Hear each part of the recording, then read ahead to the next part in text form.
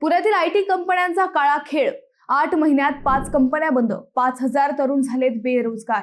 पुण्यातील Hinjawadi IT park मधील think take India या कंपनीने अचानक कार्यालय बंद करून गाशा गुंडाळल्याने 700 ते 800 कर्मचाऱ्यांवर बेरोजगारीचा कुऱ्हाड कोसळली आहे। या प्रकरणी कंपनीचे सीईओ हर्षल ठाकरे याला पोलिसांनी फसवणुकीच्या आरोपाखाली अटक केली आहे। कर्मचाऱ्यांच्या तक्रारीनुसार कंपनीने नोकरी आणि प्रशिक्षणाच्या नावाखाली प्रत्येक प्रशिक्षणार्थ्याकडून लॅपटॉपसाठी 15,000 रुपये घेतले। सुरुवातीला पगार आणि स्टायपेंडचे आश्वासन देण्यात आले, मात्र नंतर अनेक महिन्यांपासून वेतनच देण्यात आले नाही। धक्कादायक बाब म्हणजे गेल्या 8 महिन्यात पुण्यातील 5 आयटी कंपन्या अचानक बंद पडल्याची माहिती समोर आली आहे। त्यामुळे जवळपास 4 ते 5,000 कर्मचारी बेरोजगार झाल्याचा अंदाज व्यक्त केला जात आहे। कामगार संघटनांच्या मते काही कंपन्या आधी विश्वास संपादन करतात, नंतर कर्मचाऱ्यांकडून सिक्युरिटी डिपॉझिट घेतात आणि अचानक कंपनी बंद करून गायब होतात। या घटनांमुळे पुण्याच्या आयटी क्षेत्रातील स्थैर्यावर प्रश्नचिन्ह निर्माण झाले असून विशेषतः फ्रेशर्स आणि तरुण अभियंत्यांमध्ये भीतीचे वातावरण आहे।